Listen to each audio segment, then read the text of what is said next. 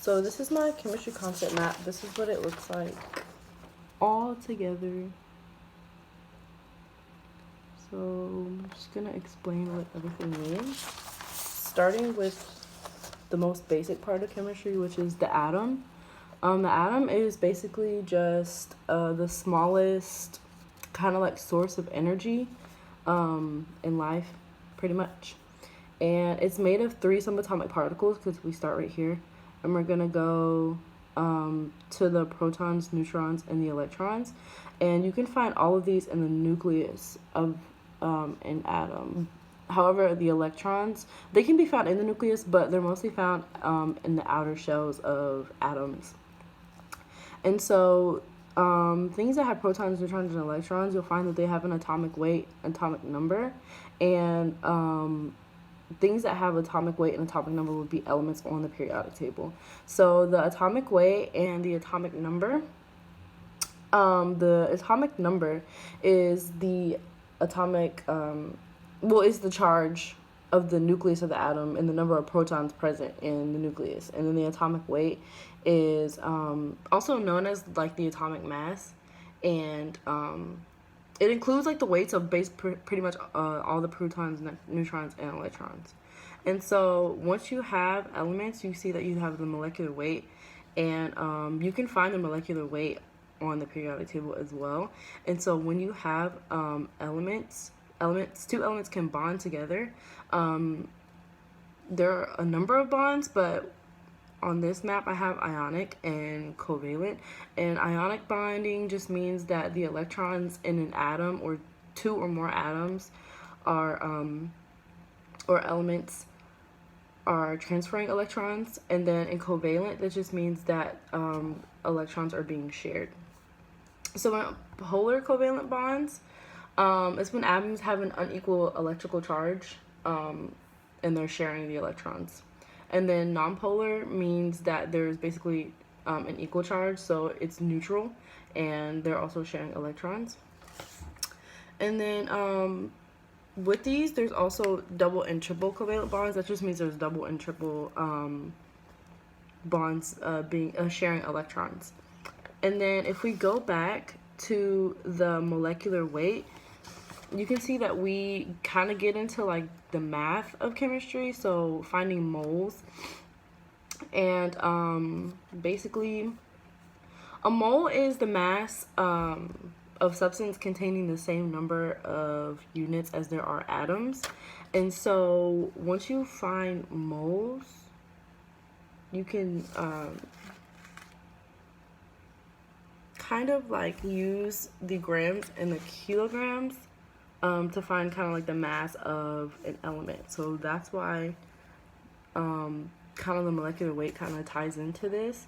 And then also to find molecules and stuff within a single element, you can use Avogadro's number to find like the number of molecules. And then also moles and liters, you can use this if you divide the moles by the liters. You can also find the molarity of a substance. And so then if we kind of backtrack to the electrons and follow it over here, there's something called electronegativity. And on the periodic table, fluorine is the most electronegative. And basically what that means is like it describes the tendency of an atom to attract a shared pair of electrons towards itself. So that's why it's kind of connected to the electrons. And also with electrons, there's something called electron donating, or there's an electron donor, which means that an element can donate electrons. And then there's also something called an electron acceptor, when an element is capable of accepting electrons. And that's when we get into redox reactions, which just means the reduction and oxidation. And what this means is kind of like oil rig. That means oxidation is losing electrons and reduction is gaining electrons. And that has to do with the donors and acceptors. And then if we open this up and look at the other side and we follow it, we kind of get into the acids and bases of chemistry. And basically, acids are going to donate a proton and bases are going to accept. So, with the acids and bases, if they react to each other, they make a salt. And then salt is also made up of sodium and chloride. And those are pretty important to life, not only because we eat them, but they regulate a lot of functions in the body as well. And then if we go back to the acids and go down, we're going to see the hydrogen ion. And this ties in with pH because if you take the negative log of the hydrogen ion, you'll find the pH. And the pH is basically just saying how acidic or basic a substance is. And then to tie in pH with water, water is a neutral substance, so it's going to have a pH of 7. So then when we start getting into water, we're going to start talking about adhesion and cohesion. And that just means that water's ability to basically keep their bond together and just stay together. And then also with water, there's hydrogen bonding, which is pretty important to how kind of like the flow and structure of water and how it stays together. Also has to do with solubility. And then let's see, if we go to the water over here, you're going to see that it's made up of hydrogen and oxygen, which are very essential to life and pretty much the air that we breathe and just plants and other animals. And then we'll go down to carbon because it's also an essential gas that we use pretty much in our everyday life. And it's going to be tied into organic chemistry because organic chemistry is basically studies how carbon kind of like affects how carbon is basically the chemistry of carbon compounds pretty much because all organisms are made up of water and carbon compounds. And then when we have organic chemistry, you can talk about inorganic chemistry, which is basically everything else that doesn't pertain to carbon. And then also when we start talking about carbon and oxygen, there's things called carbonyl groups, and that's a group composed of a carbon atom that's double bonded to an oxygen atom, and that's why the carbon and oxygen are together. Excuse me. The carbonyl group is, excuse me, like I said, it's composed of a carbon atom, and then we're gonna go to the hydrogen, kind of backtrack, and then we're gonna talk about hydroxyl groups, if you can see that. And a hydroxyl group is basically it's commonly found in organic compounds like sugars and alcohols, and they have a hydrogen paired with one oxygen atom, and they form hydrogen bonds and pretty much contribute to making molecules soluble in water. And then if you go back to the carbonyl groups and the carboxyl groups, they kind of come together and make carbonyl and hydroxyl, excuse me.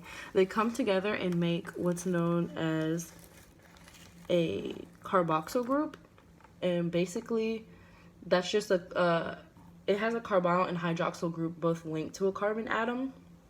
And then that's when you can start talking about carboxylic acid.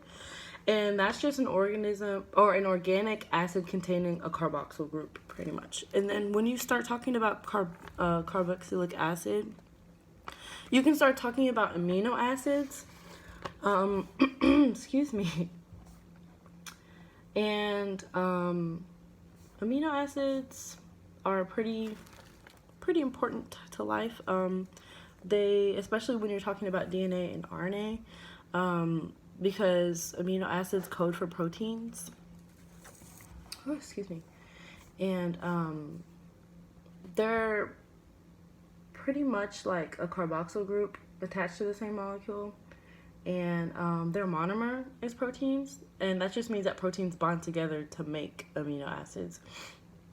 And then once you start talking about proteins, you can start talking about the things that are important to genetics and DNA, which is, nucleotides, sugars, phosphate groups when you get into those type of things with what individually makes up DNA and RNA. You can go, if we go to the sugars, we'll also find out that there's something called carbohydrates, and though their monomers are monosaccharides down here and polysaccharides. And basically, carbohydrates are like the sugars and starches and kind of fibers found in fruits, grains, and vegetables, and sometimes milk products too. And then if we go from the carbohydrates up, we'll find out that there's lipids right here. Let's see if I can hold this right. Lipids. And lipids include like fatty acids, oils, waxes, all that kind of stuff. And they're a large organic compound, and they're oily and soluble in water. So then when you start talking about lipids, you can start talking about phospholipids, especially when you're talking about membranes and regulation of cells and cell membranes.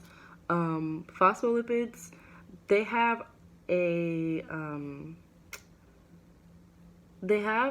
two hydrophobic fatty acid tails and then a hydrophilic head. So it's made up of a phosphate group as well, and they help regulate, certain cellular processes. And then once you start talking about fatty acids, we can start talking about saturated and unsaturated fats.